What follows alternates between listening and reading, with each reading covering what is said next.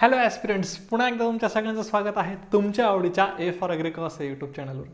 मित्रांनो, बऱ्याच वेळा असं आपण होताना पाहतो की आपण एखाद्या गोष्टीसाठी खूप सारे कष्ट करतो, पण ती गोष्ट आपल्याला काही केल्या मिळत नाही. स्पेसिफिक जर बोलायचं झालं तर अभ्यासाच्या बाबतीत असं होतं. बरेच असे तुमचे मित्र तुम्ही पाहिले असतील किंवा बाबतसुद्धा तुम्हाला असा अनुभव आला असेल की तुम्ही कष्ट खूप करता, अभ्यास खूप करता, दिवसाचे 7 तास 8 तास 10 तास पण अभ्यास करता, बट सेमिस्टर एंड एक्झाममध्ये म्हणा किंवा कुठल्याही परीक्षामध्ये म्हणा तुम्हाला हवं तसं जे यश आहे ते मिळत नाही. मग हे यश जे आहे हे का मिळत नाही? तुमच्या कष्टामध्ये, तुमच्या एफर्ट्समध्ये कुठं काय कमी राहतं का? नेमकं पाणी कुठं मुरतं? या सगळ्या गोष्टींचा उहापोह आजच्या व्हिडिओमधून करणार आहे. नमस्कार मित्रांनो, मी आहे सचिन वाघमारे, तुमचा लाडका सिनियर. माझं मित्रांनो BSc agri college of agriculture परभणीवरनं झालेला आहे आणि MSc ॲग्रिकल्चर MPKV राहुरीवरनं झालेला आहे. मित्रांनो, हा जो स्पेसिफिक व्हिडिओ घेणार आहे मी, या व्हिडिओमध्ये मी जवळपास सगळ्याच जनरल अभ्यासाबद्दल बोलणार आहे. बट याला टायटल मी MCR PG CET 2025 यासाठी दिले की मोस्ट टार्गेटेड जो ऑडियन्स आहे किंवा जो टार्गेटेड स्टुडंट्स आहेत माझ्यासाठी ते डिग्रीमधले स्टुडंट्स आहेत. डिग्रीमधले असे स्टुडंट्स आहेत ज्यांचा बऱ्यापैकी असा अनुभव येतो की अभ्यास खूप करतात पण त्याचं रूपांतर हे मार्कमध्ये होत नाही. तर त्यासाठी आपल्याला काय काय करता येईल, काय काय केलं जाऊ शकतं, कुठल्या स्ट्रॅटेजीज फॉलो केल्या जाऊ शकतात, हे सगळं आपण बघणार आहोत. व्हिडिओ शक्य तेवढा छोटा घेऊया जेणेकरून तुम्हाला त्यातून व्यवस्थित कमीत कमी शब्दामध्ये जास्तीत जास्त मला बोलता येईल. मित्रांनो, बघूया काय असतं माहिती आहे का, लेस एफर्ट्स मोर मार्क्स. असं आपण वाचल्या आपल्या डोक्यात असं येतं की लेस एफर्ट्स, आपण मोर मार्क्स हे वाचतो, मात्र लेस एफर्ट्स याच्यावर आपला जास्त भर असतो. लेस एफर्ट्स म्हणजे इथं काहीतरी कष्ट कमी करायचे आहेत, म्हणजे इथं काहीतरी शॉर्टकट सांगतील सर, इथे काहीतरी ट्रिक्स सांगतील सर. ठीक आहे, एक गोष्ट लक्षात घ्या, लेस एफर्ट्स म्हणजे एफर्ट्स लेस करायचे नाहीत, म्हणजे क्वांटिटी वाईज तुमचे कष्ट इथं होणार नाहीत कमी. इथं तुमचे क्वांटिटी वाईज कष्ट तुमचे कमी होणार नाही. लो क्वांटिटी ऑफ एफर्ट्स नाही याचा अर्थ. Less efforts is not equal to low quantity of efforts. Less efforts is equal to smart efforts. म्हणजे तुमचा अभ्यासाचा जो कालखंड आहे, अभ्यासाची जी वेळ आहे, अभ्यासाचा जो तुमचा एक स्टॅमिना आहे तो तुमचा तेवढाच राहणार आहे. लेस एफर्ट्स म्हणजे तुमचे कष्ट कमी नाही करायचेत, कष्ट फक्त स्मार्ट करायचेत जेणेकरून तुमचा आउटपुट जास्त आला पाहिजेत. कमी कष्टामध्ये तुमचं आउटपुट जास्त आलं पाहिजेत. बऱ्याच वेळा असं होतं की आपण ओझं खूप उचलतो, हो ना, राईट, अभ्यास खूप करतोय पण आउटपुट कमी येते. तर इथं लेस एफर्ट्समध्ये मोर मार्क्स मिळवण्यासाठी म्हणजे सगळ्यात पहिल्यांदा तुमच्या डोक्यात हे काढून टाका की एफर्ट लेस करायचेत, एफर्ट तेवढेच ठेवायचेत, फक्त तेच एफर्ट स्मार्ट एफर्ट करायचेत. More effort is replace by smart effort. असे स्मार्ट एफर्ट जे की तुम्हाला मोर प्रोडक्टिव्ह ठरतील, असे एफर्ट्स आपल्याला बघायचे आहेत आजच्या या व्हिडिओमध्ये. मित्रांनो, हे एफर्ट्स आपण करत असताना बऱ्याच वेळा असं होतं की आपण आता स्पेसिफिक परीक्षांबाबत जर बोलायचं असेल तर वाचन हे एक इंडिव्हिज्युअल पार्ट आहे. ठीक आहे, सो रिडिंग हा एक आहे इंडिव्हिज्युअल पार्ट. आपण रिडिंग तर करतच जातो, बट ही रिडिंग जी आहे ती बऱ्याच वेळा आपण रँडम रिडिंग करत जातो. सो ही रँडम रिडिंग न करता याला जर एका स्ट्रॅटेजीची जोड दिली तर ही खूप चांगली प्रोडक्टिव्ह आणि फ्रुटफुल होऊ शकते. बऱ्याच वेळा असं होतं, मुलं आज काही सुंदाचं पुस्तक वाचतात, उद्या काय कात्यांचं पुस्तक वाचतात, परवा कुठले तरी डिग्रीचे नोट्स वाचतात, एखादा सिनियर काहीतरी तिसरं पुस्तक सांगतो ते वाचतात. ठीक आहे, सो ह्या रँडम रिडिंग करणं, वेगवेगळ्या विषयांचं वेगवेगळ्या दिवशी रिडिंग करणं, ह्या सगळ्या गोष्टींमुळे तुमच्या अभ्यासाला एक दिशा येत नाही. सो स्ट्रॅटेजी म्हणजे काय, तर स्ट्रॅटेजी म्हणजे दुसरं तिसरं काही नसून एक दिशा. अभ्यासाला तुमच्या एक दिशा देणं. ठीक आहे, कधी वाचायचं, कुठं वाचायचं, काय वाचायचं, कसं वाचायचं, ह्या सगळ्या गोष्टींचा एक प्लान तयार करणं आधी. ठीक आहे, एक प्लान तयार करणं आणि मग प्लान करून एक प्लान्ड स्टडी करणं, यामधून तुमचं खऱ्या अर्थानं फ्रुटफुल किंवा एक प्रोडक्टिव्ह स्टडी होऊ शकतो. अदरवाईज तुम्ही जो रँडम स्टडी करता ना, त्याच्यातून व्हेरी लेस प्रोडक्टिव्ह होतं. म्हणजे काहीतरी वाचता तुम्ही 10 ओळी, त्यातली एखाद दुसरी ओळ लक्षात राहते. So study or reading combined with strategy, when combined with strategy it will be more productive. ठीक आहे, सो मोर प्रोडक्टिव्हसाठी सगळ्यात पहिल्यांदा तुम्हाला तुमच्याकडे एक स्ट्रॅटेजी पाहिजेत, एक प्लॅन पाहिजेत. आता ही जी स्ट्रॅटेजी आहे, स्ट्रॅटेजी म्हणजे काय, बऱ्याच जणांना स्ट्रॅटेजी शब्द ऐकलेला असतो, बट स्ट्रॅटेजी म्हणजे काय, strategy is nothing but goal oriented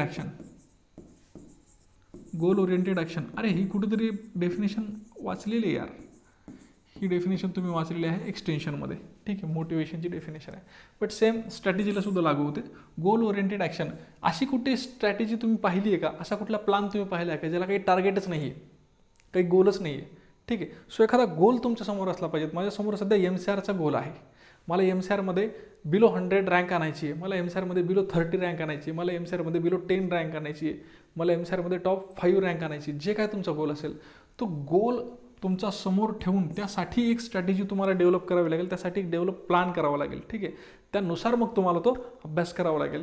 so reading or study with strategy म्हणजे विथ गोल ओरिएंटेड ॲक्शन, म्हणजे विथ गोल जर तुम्ही केलं तर 100% तुम्ही त्याच्यामधून काही ना काही हासिल करू शकता. सो आजपासून तुम्ही सगळ्यात पहिल्यांदा काय करायचं, रँडम रिडिंग जी आहे ती बंद करायची. आज काय पेपर भेटला, ॲग्रोनमध्ये काहीतरी वाचलं, उद्या काय दुसरंच काहीतरी वाचलं, परवा काय कात्यांचं पुस्तक वाचलं, तेव्हा काय एखाद्या सिनियरनं दिली एखादी नोट्स ती वाचली, कोणीतरी म्हणलं PYQ ॲनालिसिस कर, अचानक कधीतरी सकाळी उठलं PYQ ॲनालिसिस केलं. असं काहीही करायचं नाही. एक स्टेप बाय स्टेप अभ्यासाचा जो हायरार्की आहे ती तुम्ही ऑलरेडी बनवली पाहिजेत, स्टेप बाय स्टेप तुम्ही गेलं पाहिजे, ठीक आहे. सो सगळ्यात पहिल्यांदा हे लक्षात घ्या, अभ्यास हा रँडम रिडिंगने होत नाही तर एक स्ट्रॅटेजीने होतो, ठीक आहे. सो ही जी स्ट्रॅटेजी आहे या स्ट्रॅटेजीमध्ये सगळ्यात महत्त्वाचा अभ्यास करत असताना 2 गोष्टी तुम्ही इन्व्हॉल्व केल्या पाहिजेत स्ट्रॅटेजीमध्ये. आता स्ट्रॅटेजी तयार करायची म्हणजे तुमचा एक प्लान तयार करायचा, ठीक आहे. स्ट्रॅटेजी म्हणा किंवा प्लान म्हणा. तर अभ्यासाच्या प्लानमध्ये मला असं वाटतं तुमच्या MCRच्या तरी किंवा कुठल्याही परीक्षेसाठी असं वाटतं की एक सगळ्यात महत्त्वाचं म्हणजे रिव्हिजन आणि दुसरी गोष्ट म्हणजे प्रॅक्टिस. या 2 गोष्टी खूप गरजेच्या आहेत. मी बऱ्याच जणांचे असे प्लान्स बघतो, बऱ्याच जणांच्या अशा स्ट्रॅटेजी बघतो ज्याच्यामध्ये रिव्हिजनला किंवा प्रॅक्टिसला थोडीशी कमी व्हॅल्यू दिली जाते. आणि रिव्हिजन आणि प्रॅक्टिस ह्या 2च अशा गोष्टी आहेत ज्या तुम्हाला तुमच्या सक्सेसपर्यंत नेऊ शकतात. Because without revision there is no study. तुम्ही अभ्यास जर केलेला असेल तर तुम्ही किती काळ ॲब्झॉर्ब करू शकता, किती काळ ग्रास्प करू शकता, त्याला एक लिमिट आहे, ठीक आहे. तुम्ही आज वाचताय जानेवारीमध्ये किंवा फेब्रुवारीमध्ये, ते तुम्हाला जूनपर्यंत लक्षात ठेवायचे, जूनमध्ये पेपरमध्ये अप्लाय करायचे. एक टेन्शनचा माहोल असतो पेपरमध्ये 2 तासामध्ये, आणि मग तुम्हाला वर्षभरात वाचलेलं 6 महिन्यात वाचलेलं सगळं ते फिल्टर आउट करायचं असतं, हो की नाही. ते गॅदर करायचं, ते अप्लाय पण करायचं, आणि आजूबाजूला एकदम टेन्स माहोल असतो.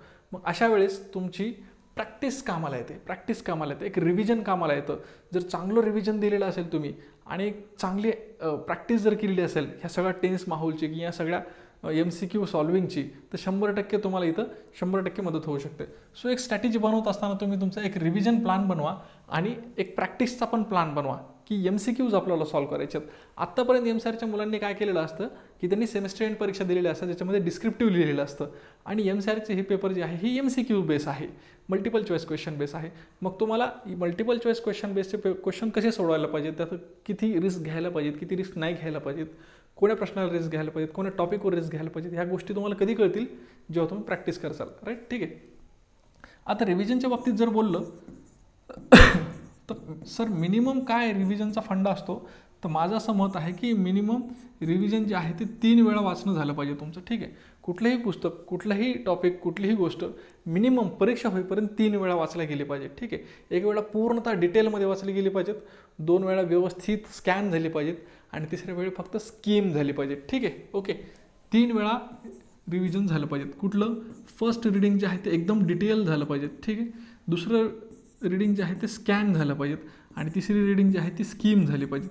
स्कीम म्हणजे फक्त ओव्हरलुक जरी केले तरी तुमच्या लक्षात आलं पाहिजे. डिटेलमध्ये तुम्हाला हेड टायटल वाचायचे, सब टायटल वाचायचे, त्याची टाईप्स वाचायचे, त्या टाईपमध्ये कोणामध्ये काय होतं, कोणता कन्सेप्ट कसा आहे, कशाचं रिलेशन कशासोबत आहे, कशी लिंकिंग आहे, ह्या सगळ्या गोष्टी तुम्हाला डिटेल रिडिंगच्या वेळेस करायच्या आहेत. मग डिटेल रिडिंगला थोडासा टाईम जो आहे तो जास्त लागतो, ठीक आहे. स्कॅनमध्ये काय करायचं, स्कॅनमध्ये तुमच्या मेन हेडलाईन्स ज्या आहेत त्या वाचायच्या, सब हेडलाईन्स वाचायच्या, आणि सब हेडलाईन्स वाचून तुम्हाला नंतर पहिल्यांदा वाचलेलं काय काय लक्षात राहतं सब हेडलाईनच्या खाली, ठीक आहे. त्याचे टाईप्स असतील, त्याचं डिफरन्स असेल, त्याचं साम्य असेल, सिमिलॅरिटी असतील, ह्या गोष्टी काय काय लक्षात येतात हे स्कॅन करताना तुमच्या लक्षात आलं पाहिजे, ठीक आहे. सो तुम्हाला अर्ध वाचायचं आणि अर्ध मेमराईज करायचं. स्कॅनिंगमध्ये काय करायचं, अर्ध वाचायचे, हाफ रिडिंग करायचे, आणि हाफ काय करायचे तुम्हाला मेमराईज करायचे.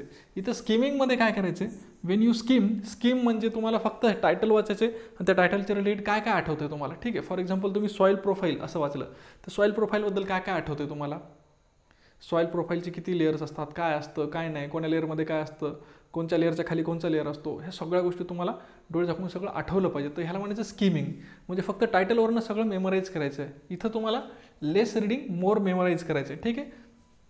डिटेलमध्ये ऑल रिडिंग पूर्णतः वाचन करायचे, ठीक आहे. स्कॅनिंगमध्ये काय करायचे, हाफ रिडिंग आणि हाफ काय करायचे, हाफ तुम्हाला मेमराईज करायचे आणि इथं फुल मेमराईज करायचं. लक्षात. अशा प्रकारे एक रिव्हिजनची स्ट्रॅटेजी तुम्ही बनवली पाहिजेत. जे कुठलं पुस्तक घेणार ते 3 वेळा वाचायचे. मग याचा अर्थ तुम्हाला काय करायचं, याचा अर्थ काय करायचं तुम्हाला, याचा अर्थ तुम्हाला कमीत कमी पुस्तकं वाचायची, कमीत कमी पुस्तके जास्तीत जास्त वेळा वाचायची, जास्तीत जास्त वेळा वाचायची. हा फंडा 100% लक्षात ठेवा. तुम्ही 5 पुस्तकं नका वाचूच नका. तुम्ही 3च पुस्तकं वाचा, पण ते पुन्हा पुन्हा वाचा. 2च पुस्तकं वाचा, पण ते पुन्हा पुन्हा वाचा. कमीत कमी पुस्तके आणि जास्तीत जास्त वेळा. ठीक आहे. हे जर तुम्ही फॉलो केलं 100% तुम्ही, कारण का माहिती आहे का, मोर यू रीड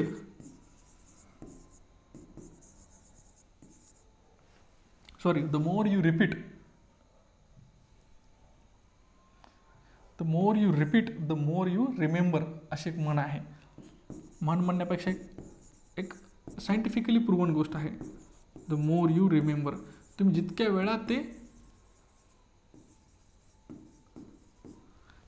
वेळा रिपीट करसाल तितक्या वेळा ते तुम्हाला मेमोराईज होईल. त्यामुळं रिव्हिजन जे आहे ते तुमचं कमीत कमी 3 वेळा झालं पाहिजे, अशी एक स्ट्रॅटेजी बनवा. ते रिव्हिजन कसं असलं पाहिजे काय नाही हे सगळ्या गोष्टी तुम्हाला सांगितल्या. ठीक आहे. आता ह्याच्यामध्ये तुम्हाला आणखीन काही गोष्टी सांगण्यासारख्या आहेत बघा. ह्याच्यात काय, जेव्हा तुम्ही अभ्यास करत असता तेव्हा अभ्यास करत असताना तुम्हाला काही शॉर्ट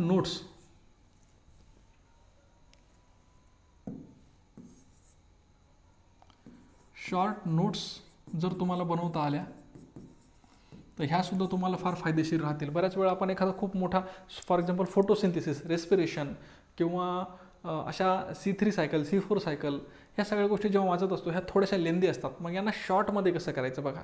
यांना थोडंसं शॉर्ट नोट्स एक माझ्याकडे नाही आहे सध्या, बट हां, जे हे असा पेपर आहे ना, माझी अशी सवय होती. फॉर एक्झाम्पल हा पेपर आहे, ठीक आहे, सगळ्यांकडे असतात असे A4 पेपर, ठीक आहे. तर ह्या पेपरला मी काय करायचो, असा फोल्ड करायचो, ठीक आहे, असा फोल्ड करायचो आणि मग जो काही टॉपिक वाचायला त्याच्या शॉर्ट नोट्स असं इथं लिहायचो. ठीक आहे. हे झालं की लगे या साईडनं लिहायचो. कुठलाही टॉपिक किंवा कुठलाही चॅप्टर, मोठ्यात मोठा चॅप्टर एका पेजवर बसतो. ठीक आहे. असं एवढं झालं की फोल्ड करायचं आणि खिशात ठेवायचं. एक पेपर आपल्या खिशामध्ये बसतो आणि तो पेपर मग तुम्ही चालता फिरता इकडे तिकडे तुमच्या सोबत ठेवायचा. आणि मग जेव्हा तुम्हाला वेळ भेटेल, तुम्ही प्रवासात असाल, कधी या गावाहून त्या गावाला जात असाल, किंवा तुम्ही निवांत बसलेले असाल, किंवा तुम्ही हॉस्टेलमध्ये असाल, किंवा कुठेही असाल, ज्या ठिकाणी तुम्ही निवांत बसलेले आहेत ना त्या ठिकाणी ह्या शॉर्ट नोट्स तुम्हाला रिव्हिजनसाठी कामाला येऊ शकतात. ठीक आहे. त्यानंतर शॉर्ट ट्रिक्स बनवायच्या. शॉर्ट ट्रिक्स पण बरेच जण फक्त रिडिंग करतात, फक्त रिडिंग. जेव्हा तुम्ही फक्त डॉंकी वर्क करता ना तेव्हा तुम्हाला फ्रूटसुद्धा फक्त डॉंकीला मिळतात तसेच मिळतात. ठीक आहे. जेव्हा तुम्ही स्मार्ट वर्क करता तेव्हा तुम्हाला स्मार्ट पीपलला भेटतात तसेच रिवॉर्ड्स मिळतात. बघा, शॉर्ट नोट्स काढल्या तर त्या तुम्हाला शॉर्टमध्ये पटपट रिवाईज करायला सोप्या जातील.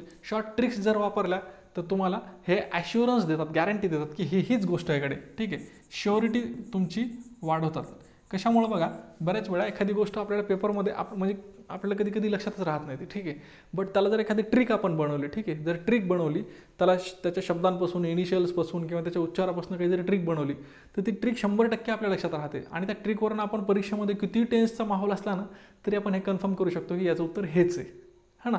सो शॉर्ट ट्रिक्स खूप मॅटर करतात. शॉर्ट ट्रिक्स ज्या आहेत त्या खूप मॅजिकल असतात. त्या तुमची मेमरी पण वाढवतात आणि ते तुमच्या डोक्याचा ताण पण हलका करतात. ठीक आहे. सो शॉर्ट ट्रिक्स कशा बनवता येतील यावरही थोडंसं लक्ष द्या. त्याच्यानंतर नॉर्मली आपण बऱ्याच वेळा असं होतं, आपण वाचन करत जातो, रिडिंग करत जातो. ठीक आहे. रिडिंग करत जातो, बट त्या रिडिंगला ना पुन्हा रिफाईन नाही करत. रिफाईन म्हणजे एक डिस्कशनच्या माध्यमातून तुम्ही ती जी रिडिंग आहे,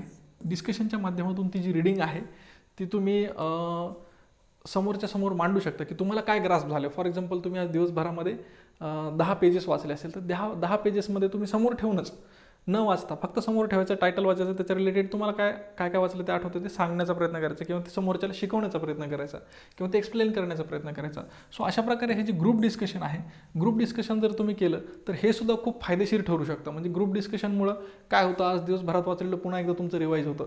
so within 24 hours you are going to revise it, right. ठीक आहे. सो जे तुमचे 3 रिव्हिजन तुम्ही प्लॅन केलेले आहेत ते तर होत आहेत, बट डिस्कशनमुळे तुमचं आणखीन 4th रिव्हिजनसुद्धा ॲडिशनल रिव्हिजन होत आहे. बऱ्याच वेळा असं होतं की मुलं 5-6 तास 7 तास 8 तास अभ्यास करतात, रिडिंग करतात, रिडिंग करून करून बोर झालेलं असतं. हो ना, रिडिंग म्हणजे एक वन वे आहे ते, ठीक आहे.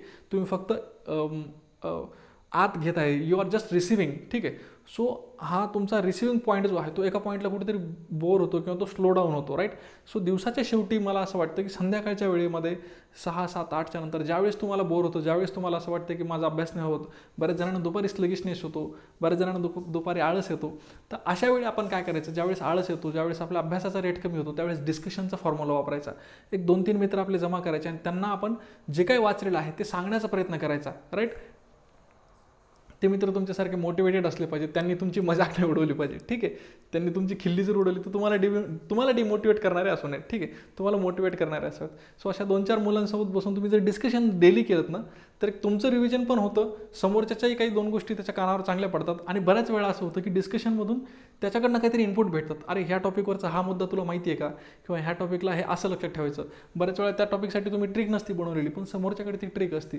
सो शेअरिंग अँड केअरिंग होते तुमची. सो डिस्कशन हे पण एक खूप चांगलं माध्यम आहे तुमच्या अभ्यासाला चांगली ग्लोरी देण्यासाठी, तुमच्या अभ्यासाला आणखीन चांगल्या लेवलला पोहोचवण्यासाठी. सो ह्या ज्या सगळ्या गोष्टी आहेत, ह्या सगळ्या गोष्टी जर तुम्ही व्यवस्थित फॉलो केल्या, शॉर्ट नोट्स असतील, शॉर्ट ट्रिक्स असतील, डिस्कशन असतील, कमीत कमी पुस्तकं जास्तीत जास्त वेळा वाचण्याचं एक तुम्हाला सांगितलं ते रिव्हिजन जे आहेत, रिव्हिजनमध्ये जर 3 टाईपचे रिव्हिजन तुम्ही केले, डिटेल, स्कॅनिंग आणि स्कीमिंग, हे 3 टाईपचं रिव्हिजन जर तुम्ही ठेवलं, आणि सगळ्यात महत्त्वाचं राहिले MCQ प्रॅक्टिस. MCQ प्रॅक्टिस ह्या जर गोष्टी तुम्ही 100% केल्या ना, तर 100% तुमचा अभ्यास वाया नाही जाणार आहे, ठीक आहे. अशा वेळी इथं तुम्हाला काय करायचं आहे, इथंच हाच स्मार्ट वर्क आहे. स्मार्ट वर्क म्हणजे दुसरं काही नाही आहे, फक्त हे करण्यावर तुमचा फोकस पाहिजेत. मुलं हार्ड वर्क करतात, फक्त रिडिंग करतात. मग ते रिडिंगचं तुमची प्रॅक्टिस नाही आहे. बऱ्याच जणांना MCQची प्रॅक्टिस नसल्यामुळं काय होतं, रिडिंग खूप असते, अभ्यास खूप असतो, बट ते अप्लाय कसं करायचं हे नाही कळत आहे. त्यामुळं MCQची प्रॅक्टिस पण खूप नेसेसरी आहे. सो ह्या सगळ्या गोष्टी जर तुम्ही फॉलो केल्या ना, तर 100% व्यवस्थित स्मार्ट वर्क करून चांगले मार्क तुम्ही मिळवू शकता. तर मित्रांनो, याच्यासोबत तुमच्या काही आणखीन अडचणी असतील, तुम्हाला आणखीन वाटत असेल सर हा एक आमचा इश्यू आहे, इव्हन तुम्हाला काय वाटतं ते सगळ्या गोष्टी तुम्ही कमेंटमध्ये मला विचारू शकता. तुम्हाला योग्य किंवा फ्रिक्वेंटली किंवा बऱ्याच जणांचे जर कॉमन डाऊट्स असतील तर त्याच्यावर मी नक्की व्हिडिओ बनवेल, अदरवाईज तुम्हाला कमेंटमध्ये रिप्लाय देईल. सो तुम्हाला आणखीन काही MCRच्या परीक्षेमध्ये काय अडथळे येतात, काय अडचणी येतात, काही गोष्टी वाटत असतील तर बिंदासपणे कमेंटमध्ये विचारा. अदरवाईज हा व्हिडिओ जर तुम्हाला आवडला असेल तर नक्की शेअर करा तुमच्या मित्रांसोबत. आणि आता इथून पुढच्या याच्यामध्ये जसं मी आता हे रिव्हिजनच्या बाबतीत थोडंसं डिटेल सांगितलं आहे व्हिडिओमध्ये, नेक्स्ट व्हिडिओमध्ये मी डिस्कशनच्या बाबतीत खूप डिटेलमध्ये सांगणार आहे की डिस्कशन काय असावं, कसं असावं, किती जणांचा ग्रुप असावा, ह्या सगळ्या गोष्टी. सो हा व्हिडिओ बघणं झाल्याच्यानंतर लगेच डिस्कशन मंत्र नावाचा एक आपला नवीन व्हिडिओ आहे, तो सुद्धा बघून घ्या. चलो ठीक आहे मित्रांनो, तुम्हाला आवडला असेल व्हिडिओ तर नक्की लाईक करा, शेअर करा, सबस्क्राईब करायला विसरू नका. आणि तुम्ही हा व्हिडिओ शेवटपर्यंत बघितला त्याबद्दल तुमचे खूप खूप धन्यवाद. थँक्यू सो मच मित्रांनो, थँक्स अ लॉट.